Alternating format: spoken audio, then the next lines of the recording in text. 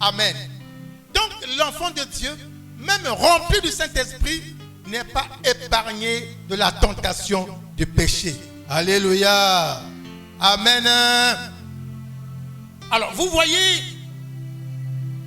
comme les êtres humains sont dans la nature pécheresse. C'est ce que Romains 7, 14, 18 dit, vous lirez à la maison. Romains 7, 14, 18 parle de la nature pécheresse de l'homme.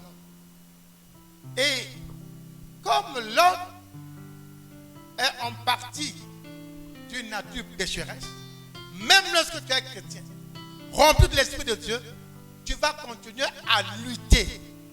Tu vas continuer à vivre ce combat, à lutter contre le péché tout au long de ta vie. C'est-à-dire que tant que tu vivras sur la terre, chrétien, rempli de l'Esprit, tu seras toujours dans ce combat, dans cette lutte contre le péché. Je crois que tel que nous sommes là, je crois qu'il y en a, ils comprennent bien ce que je suis en train de dire. Amen. Parce qu'il y a des gens à tous les niveaux, serviteurs, simples chrétiens, qui tombent parfois dans la tentation de la convoitise, de l'immoralité, mais pourtant il est rempli de l'esprit. Il faut simplement être prêt pour faire face à ce combat. C'est un combat perpétuel, un combat de la vie. Amen. Mais Dieu nous a donné son esprit justement. Dieu nous a donné le Saint-Esprit pour nous assister dans cette lutte et pour nous donner la victoire. C'est pourquoi être rempli du Saint-Esprit est tellement nécessaire pour les enfants de Dieu. L'Esprit nous donne la force de résister et de remporter une victoire sur cette nature pécheresse. Romains 8, 12, 13 et Galates 5, 17, 18. Que vous lirez à la maison. Alors nous allons conclure.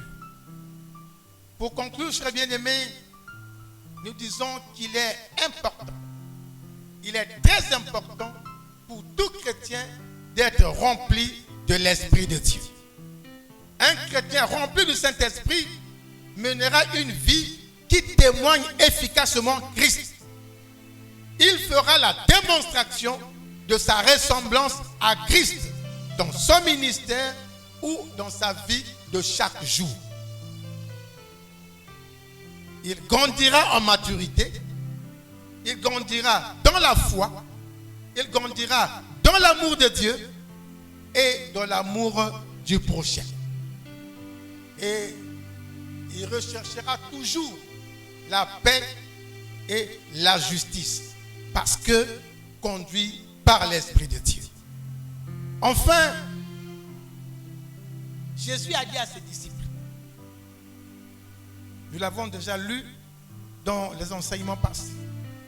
Jésus dit à ses disciples, mais vous recevrez une puissance, le Saint-Esprit survenant sur vous.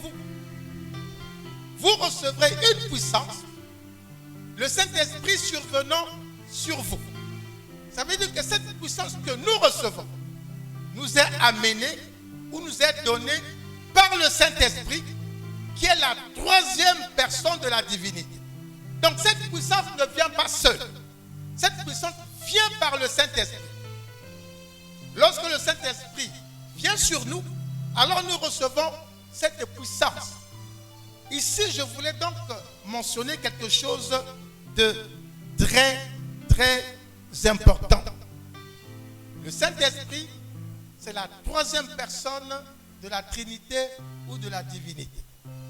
Il y a Dieu le Père, Dieu le Fils et Dieu le Saint-Esprit. Donc le Saint-Esprit est la troisième personne de la divinité. Bien-aimés, ne l'oublions jamais. Ne le négligeons jamais. Parce que si nous l'oublions, si nous le négligeons, alors cette puissance que nous avons reçue à un moment donné risque de disparaître. Donc, donnons toujours la première place au Saint-Esprit afin que sa puissance œuvre en nous et au travers de nous. C'est-à-dire, il œuvre en nous et nous donne la capacité et le pouvoir de vivre selon le plan de Dieu.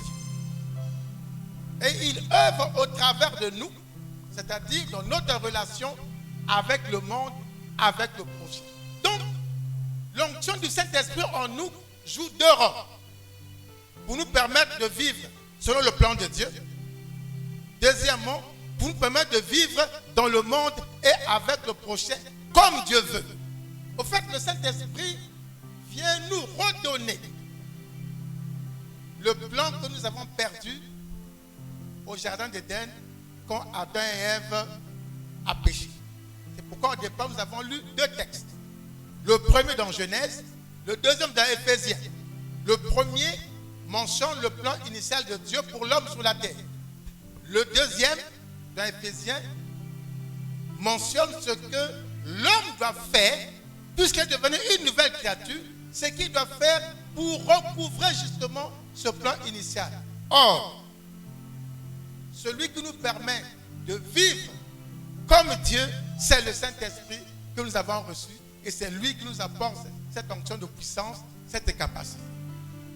Alléluia. Donc c'est une personne que nous avons reçu le Saint-Esprit qui nous a apporté cette puissance qui nous permet de vivre comme Dieu le veut. Que Dieu nous bénisse.